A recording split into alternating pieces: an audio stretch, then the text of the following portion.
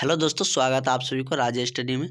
आज हम लोग साइंस का ऑब्जेक्टिव देखेंगे, क्योंकि मॉर्निंग में हम सोशल साइंस का ऑब्जेक्टिव देखते हैं और आज से हम लोग साइंस का ऑब्जेक्टिव भी स्टार्ट करते हैं, क्योंकि साइंस का भी बहुत ज़रूरी हो गया है। जितना सोशल साइंस का पूछे जाते हैं 80 नंबर का, उतना ही मतलब 80 नंबर इसमें आपको लिखित में साइंस से भी पूछे जाते हैं। 20 नंबर इसमें भी प्रैक्टिकल का होता है और 20 नंबर इसमें भी प्रैक्टिकल का होता है, जो कि हम प्रैक्टिकल का डेट बता भी दिए हैं, कब से कब होना है और उसके बारे में सारा कुछ बता भी दिए हैं। वीडियो प्लेलिस्ट में अवेलेबल है, यदि आपको नहीं पता है तो जाके देख सकते हैं। 2 रोज़ पहले वीडियो अपलोड किए थे इससे प्रैक्टिकल से रिलेटेड, तो उसको आप देख सकते हैं। तो साइंस बहुत ही धमाकेदार होने वाला है, बहुत अच्छे तरीके से इसे भी एक्सप्लेन करके बताएंगे और इसका लॉन्ग क्वेश्चन हम बता चुके हैं और आज से हम लोग इसका ऑब्जेक्टिव टाइप क्वेश्चन देखेंगे, साथ ही इसमें हम शॉर्ट थ्योरी भी देखेंगे जो भी उससे रिलेटेड हो। तो हम लोग चलिए फिजिक्स से स्टार्ट करते हैं, भौतिकी से, और उसमें हम लोग प्रकाश के परावर्तन जो चैप्टर है उसके रिलेटेड जितने भी ऑब्जेक्टिव फ्रेम होने वाले, जितने भी ऑब्जेक्टिव अभी तक पूछा गया है एनसीईआरटी से बन सकते हैं और अभी तक जो पूछा गया सारे क्वेश्चन इसमें डाला गया है और जो संभावित क्वेश्चन है वो सारे इसमें मतलब दे दिए हैं। और इस टॉपिक से जितने पूछे जाते हैं इससे आपको मतलब बहुत ज़्यादा क्वेश्चन नहीं पूछे जाते हैं, इसलिए बहुत ज़्यादा क्वेश्चन नहीं डाले हैं। जितना जिस चैप्टर से ज़रूरी होगा उतना ही डाले हैं और किस चैप्टर में कितना पूछा जाता है वो भी हम बता चुके हैं आप सबको।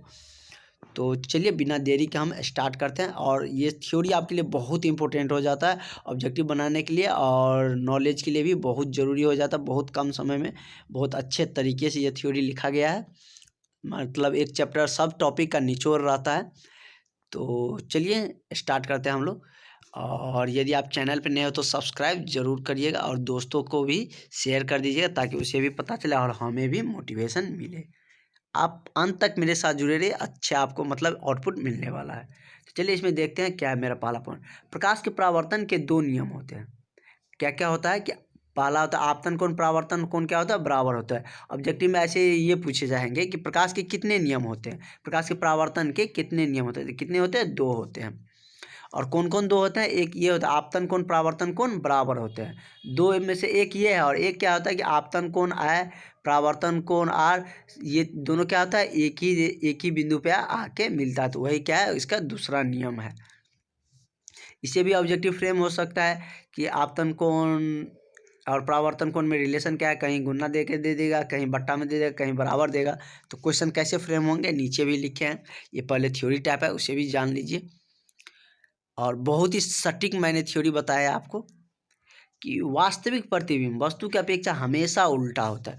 जब भी वास्तविक प्रतिबिंब बनेगा कोई भी दर्पण में, इसमें दर्पण से रिलेटेड ही हमको पढ़ना है, तो कोई भी प्रतिबिंब बनेगा तो वो क्या बनेगा, हमेशा उल्टा होगा। और इसमें कोई दिक्कत हो रहा है तो आप प्रकाश का परावर्तन देख सकते हैं, पढ़ाए हैं, बहुत अच्छे तरीके से पढ़ाए हैं।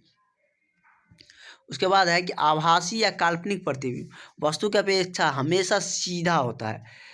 आभासी प्रतिबिंब हो चाहे काल्पनिक प्रतिबिंब हो, दोनों क्या होता है, वस्तु की अपेक्षा हमेशा सीधा होते हैं। मतलब काल्पनिक प्रतिबिंब जो जिसे कहते हैं वो हमेशा क्या बनते हैं, सीधे बनते हैं और दर्पण के आगे भी बनते हैं। अब समतल दर्पण के बारे में जानते हैं। समतल दर्पण में वस्तु की दूरी और प्रतिबिंब की दूरी क्या होती है, बराबर होती है। अब क्वेश्चन ऐसे पूछा जाएगा किस दर्पण में वस्तु की दूरी और प्रतिबिंब की दूरी बराबर होती है, किस में होती है, समतल दर्पण में।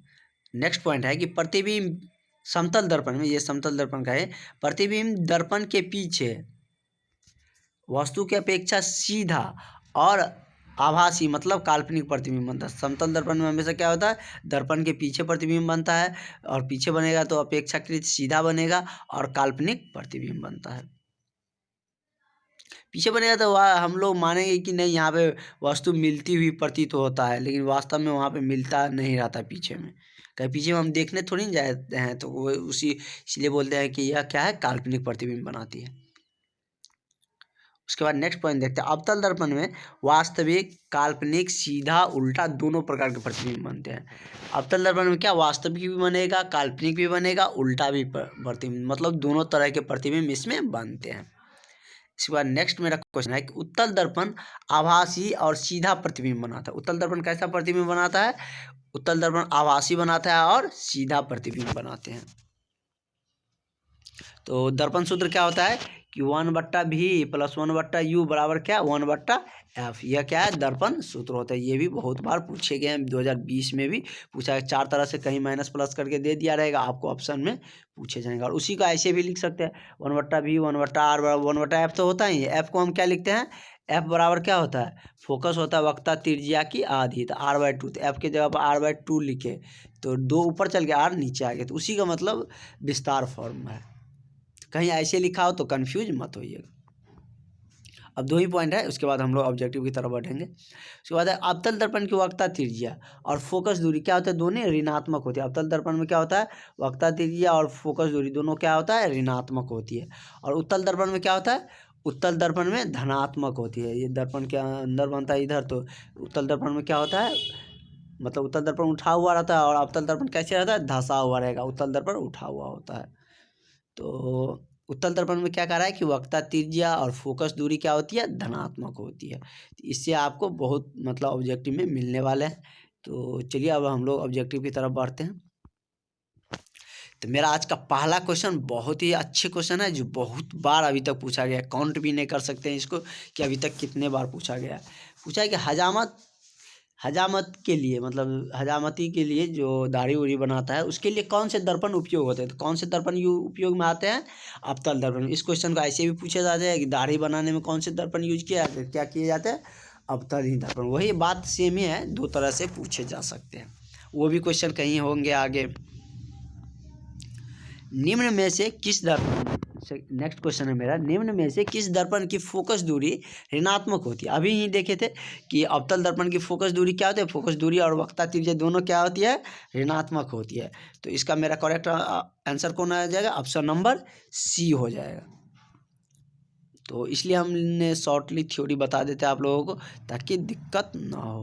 उसके बाद नेक्स्ट मेरा पॉइंट है, थर्ड पॉइंट कह रहा है कि निम्न में से किस दर्पण की फोकस दूरी धनात्मक होती है। दोनों की एक साथ रिलेट करके लिखे हैं ताकि आपको कन्फ्यूजन न हो। यहाँ पे क्या है कि फोकस दूरी ऋणात्मक, मतलब अवतल दर्पण में ऋणात्मक होती है, तो उत्तल में क्या है धनात्मक होगी ही होगी। और ऊपर में हम आपको बता भी दिए हैं, और ये 2019 में पूछा है, या इस बार आपसे ये पूछ दिया जाए किस में होता है, उत्तल दर्पण में धनात्मक होती है।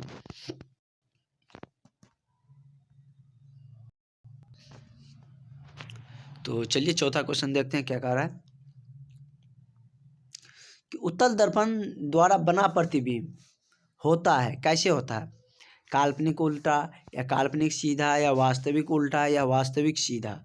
तो यह कैसे प्रतिबिंब बनाता है, काल्पनिक और सीधा प्रतिबिंब बनाता है। तो इसका करेक्ट ऑप्शन क्या हो जाएगा, ऑप्शन नंबर बी हो जाएगा। और आप एक डेली रूटीन की तरह बना लीजिए कि हमको डेली ऑब्जेक्टिव पढ़ना है। यदि आप नोट्स नहीं भी बनाते हैं तो आप इसे अच्छे तरीके से पूरा वीडियो देखिए, कहें कि बहुत ज़्यादा देर का होता नहीं, 10 मिनट का ही होता है मैक्सिमम। तो उससे आपका मतलब धीरे धीरे देखिएगा, परीक्षा आते आते मतलब आपको बहुत ऑब्जेक्टिव पे, मतलब सभी टॉपिक के जितने भी क्वेश्चन है सब पे आपका अच्छा कमांड हो जाएगा। इसलिए मतलब स्किप मत करिए, जब भी आता है वीडियो उसको ज़रूर देखिए, उससे आपका ही फ़ायदा होने वाला है। क्योंकि एग्ज़ाम अब बहुत नज़दीक आ गया, अब आपको बहुत ज़्यादा ज़रूरत है कि मेहनत करने का, तभी आपको अच्छे नंबर मिलेंगे। और बोर्ड का 10th में जो आप एग्ज़ाम देने जा रहे हैं उसका मतलब इंतज़ार सबको होता है। आपके फैमिली हो, चाहे गांव हो, चाहे पड़ोसी हो, चाहे रिश्तेदार हो, सबका आपके मतलब उस रिज़ल्ट का इंतज़ार होता है। अगर नहीं विश्वास हो रहा है तो रिज़ल्ट आने के बाद आपसे सब पूछेंगे फ़ोन करके कि बाबू कितना नंबर आया, या लड़की है तो कितने नंबर आई। तो ये मतलब आपके लिए बहुत ज़्यादा मायने रखता है और फर्स्ट स्टेज होता है ये, मतलब किसी भी स्टूडेंट के लिए जो बोर्ड एग्ज़ाम देने जा रहा है। तो इसे अच्छे तरीके से मतलब अपना इम्प्रेशन बना के रखिए, अच्छे तरीके से आप पढ़िए। और यदि लिखने में दिक्कत तो लिखना नहीं चाहते हैं तो PDF आप मंगा सकते हैं, आप बोलिए हम आपको PDF सेंड कर देंगे। तो नेक्स्ट क्वेश्चन है मेरा, 5वां क्वेश्चन कह रहा है कि दाढ़ी बनाने में किस दर्पण का उपयोग होता है। तो दाढ़ी बनाने में किसका उपयोग होता है, अभी हम देखे थे उसमें हजामती और उसी से रिलेटेड है। तो इसमें क्या होगा, अवतल दर्पण। किसका उपयोग होता है, अवतल दर्पण का होता है।